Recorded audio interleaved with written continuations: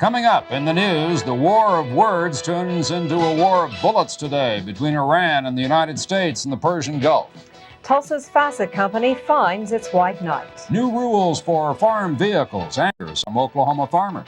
And coming up in HealthCast, Dr. Stephen Langarten answers your questions on knee injuries and throat problems. We'll have those stories along with Oklahoma reaction from Washington on today's events in the Persian Gulf, along with Jim Giles' weather forecast next on News. How about having dinner tonight at the steak joint? New ideas in heating and cooling. Now, get 0% finance. KOTV 6, Tulsa. This is the News on 6, the 5 o'clock edition, with Clayton Vaughn, Glenda Sylvie, meteorologist Jim Giles, and Wendy Burkeen with HealthCast. We aim to deter further Iranian aggression, not provoke it. They must know that we will protect our ships, and if they threaten us, they'll pay a price. Tough talk from President Reagan after U.S. forces have a shootout today with the Iranians in the Persian Gulf. Good evening. I'm Clayton Vaughn. And I'm Glenda Sylvie. The Persian Gulf had all the smoke and flame of a full-scale naval engagement, but the White House is characterizing today's fighting as only a warning to Iran. U.S. warships and planes destroyed 2 of Iran's oil platforms, sank a patrol boat, disabled 2 Iranian frigates, and damaged 4 small gunboats. As Terrence Smith reports, the president's decision to step up pressure on Iran has plenty of support on Capitol Hill.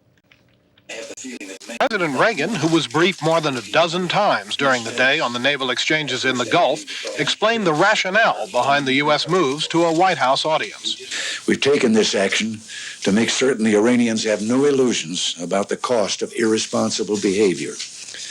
We aim to deter further Iranian aggression, not provoke it. They must know that we will protect our ships, and if they threaten us, they'll pay a price. And 90 minutes later, the defense secretary made it clear that the next move was up to Iran. Hostilities have ended unless the Iranians once again demonstrate hostile intent. Congressional leaders were briefed on the U.S. action before it began Sunday night. There was bipartisan support for the president's decision. In my view, now is the time to send only one message to our adversaries, that the United States, the President, the Congress, and the people are united and determined to meet their responsibilities and defend our interests in the Gulf. If you do nothing, you end up ultimately being paralyzed because the international waters become closed to your shipping and your interests. And as I think everyone concedes, the interest in the Persian Gulf, our oil interests, are very, very important to our U.S. economy and national security. Even a leading opponent of U.S. policy in the Gulf approved of the action. It sent them the message, don't fool around too much with the United States. White House officials said the U.S. attacks were designed to warn Iran in the strongest possible terms against any further attempts to mine the Gulf shipping lanes. Their hope is that after this action, Iran will get not only that message, but give further thought to agreeing to a ceasefire in the nearly 8-year-old war with Iraq. Terrence Smith, CBS News, the White House. Defense Secretary Frank Carlucci says no American casualties are reported. However, a helicopter with a crew of 2 is overdue from a mission in the Gulf. Joining us now from Washington to talk about the reaction from Congress on today's developments is Oklahoma Senator Don Nickles. Senator, thank you for joining us, first of all, this evening. How far can this go without the United States getting into a full-scale shooting war with Iran? Well, Clayton, it did get pretty hot today, and really that was on Iran's call. We decided to retaliate for the mining by blowing up a couple of their platforms, and then we find that the Iranian ships, are firing and taking on the American vessels. We reciprocated and destroyed those vessels. If they choose to send more vessels or more airplanes, that's their call. I think it'd be a serious mistake for the Iranians to do so, because I think we would destroy those as well. It's really up to the Iranians what they do next. Of course, that's a very rational analysis, if you will permit me that adjective, on your part, and that's the American position. But that kind of position has never seemed to work in this particular situation before, particularly with Iran and this Iran-Iraq war. Well, Iran has not been very rational, period, and so you make a very good point. But those are international waters, and we've stated that we're going to be there. We've been there for 40-some-odd years. We do have military capabilities there to make sure that we protect American interests. If the Iranians continue to escalate it, but either by mining, putting in more mines, or further attacks with gunships, etc., I think we have significant enough forces to retaliate and make sure that they're not successful. One economic question in the few seconds that we have left here, Senator. You may or may not know that West Texas Intermediate on the New York Futures Exchange went up to about $18.90 is my recollection a barrel today. It's almost $19 at any rate. There must be a sort of a mixed reaction from people in your position about the oil situation in the Middle East and also the rising price of oil on the market. Well, I think it shows how vulnerable we are to the Middle East. Unfortunately, that's futures. It's not what the Oklahoma producers are paid. I think they'll see some increase, but it won't go up that fast or that dramatically. But it does show that we're very, very dependent. And if those oil supplies are reduced, or if tensions escalated and a bigger war broke out, I think you would find that oil prices would escalate substantially. All right, Senator, thank you very much for joining us this evening. Senator Don Nichols from Washington tonight. Also, Senator... This kind of situation, Pennzoil is called a white knight because Fassett welcomes the Pennzoil bid. However, the term sugar daddy might be more appropriate. After all, it was only 2 weeks ago when Pennzoil became flush with money after Pennzoil. Glenda? All right, thank you, Terry. The Environmental Protection Agency says Tulsa's Sun Company acted quickly and responsibly after accidentally releasing dangerous chemicals. The federal investigation... Reconsider new rules affecting who can drive farm vehicles. An estimated 550,000 tax returns are stacked in the hallways of the Oklahoma Tax Commission this evening. 80 extra employees have been called in, some to work 12-hour days, trying to get all that weekend mail processed. According to Tax Commission officials, about 90% of the returns are in now, and considering most of those were people having to pay taxes rather than receive refunds, that's pretty good. State lawmakers say they have some sympathy for those who had to pay more this year and will try to do something about it next year. And it very well may be that next year when the legislature comes into session, we need to look at doing some form of a rebate or a tax credit for food, for the sales tax on food, or some of those options to address middle-income taxpayers' problems with this new federal legislation. Back to the returns, Tax Commission officials say it'll take them about 3 weeks just to get all of the returns processed. Ahead on the news, an update on the Kuwaiti hijacking, now entering its third week. Presidential candidates put in their final day of campaigning before the crucial New York primary tomorrow. And later, Dr. Stephen Landgarten joins Wendy Burkeen to answer your questions during House Calls. Cleartone Hearing Aid Labs, $600 or more for the same product from a hearing aid retailer.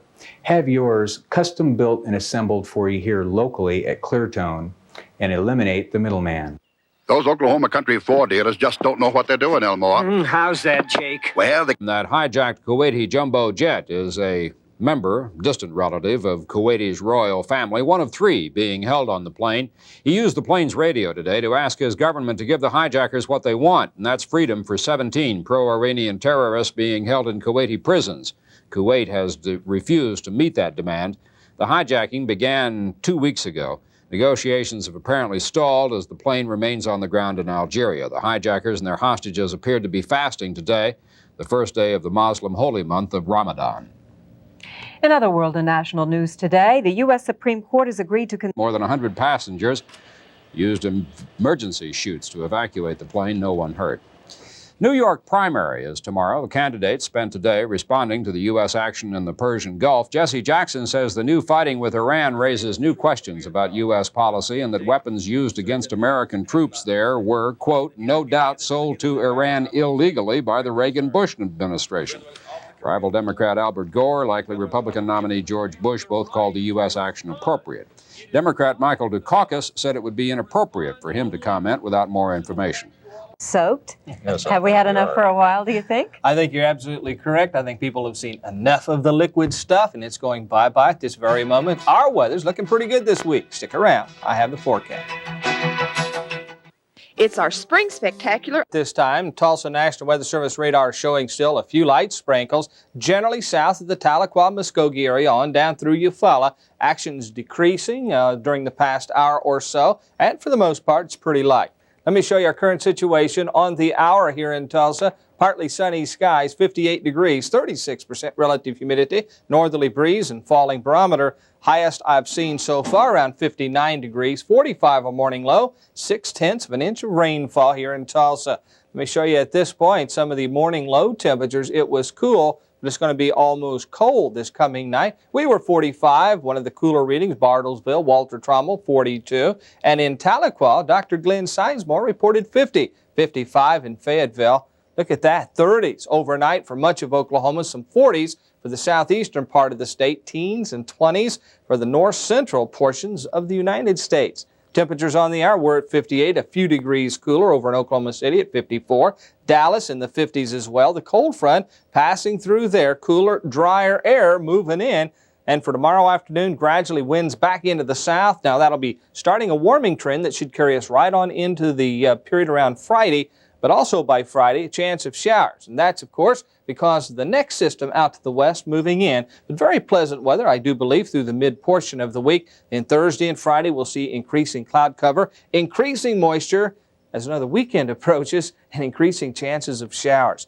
Here's the forecast. Now for the evening period, decreasing cloudiness from the north, sprinkles south, decreasing and moving on out of the state. Northerly breezes, temperatures upper 40s. Sunsets at 8 o'clock. For the overnight period, generally fair skies expected.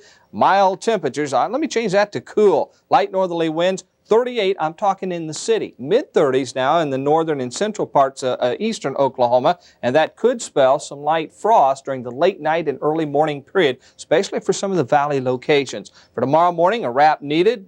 Generally mid-40s by around 9 o'clock. Some patchy fog early. Fair sky, sun up at 6:45, and tomorrow afternoon headed to 70. Mostly sunny skies, sunsets at 8:01. The outlook for tomorrow, around 70 degrees, lots of sunshine. Wednesday, even better, moving into the mid-70s. And look at Thursday, upper 70s by Thursday afternoon. But by that time, some partly cloudy skies. And as we go into Friday, got to call for at least a slight chance of showers come Friday, temperature of 75 degrees. Slow warming trend for the rest of the week.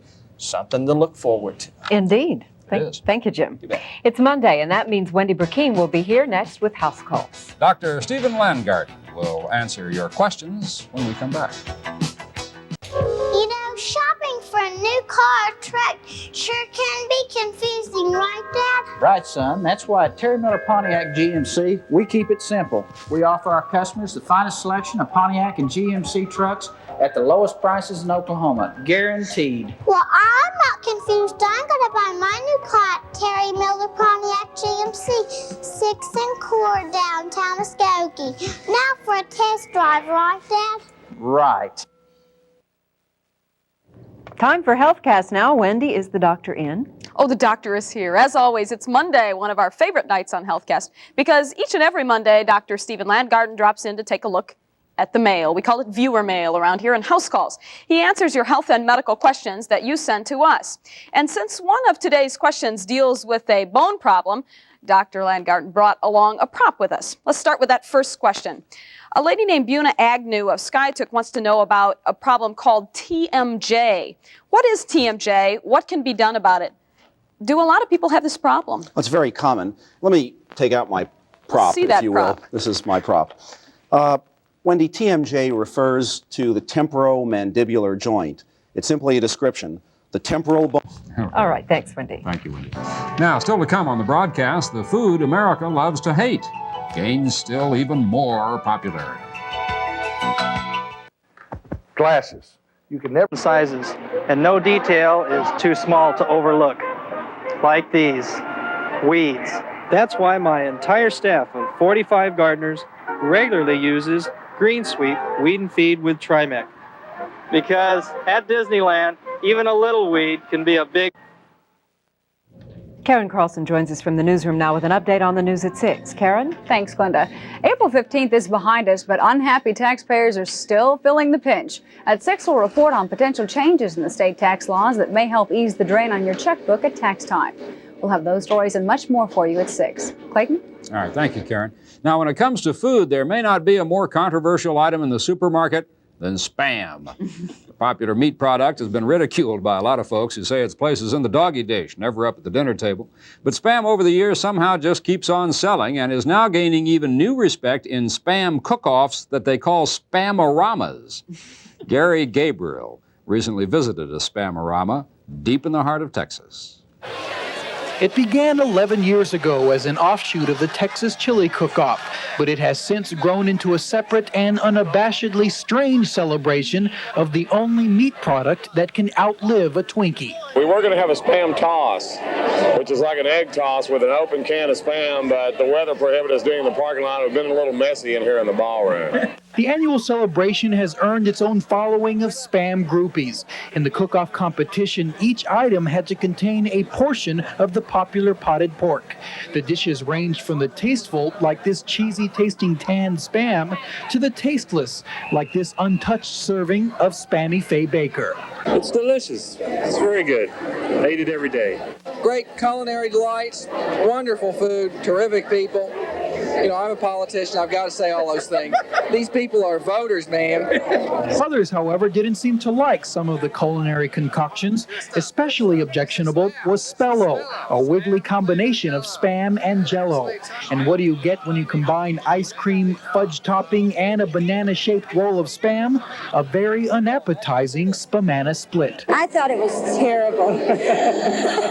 But you enjoyed it anyway? Oh, sure, I loved it. I tried it all. But it was pretty bad. These loonies from the Texas Chili Parlor came to the event dressed in army fatigues and nun outfits. They also won first prize in this year's Spamorama, the coveted Spamerica's Cup. Their award-winning dish, Spam Denista Chili. Ugh. Killer stuff, right? That's right. That's the 5 o'clock edition of the news. Be back here. I'll see you here again tomorrow. The CBS Evening News with Dan Rather is next. Good night.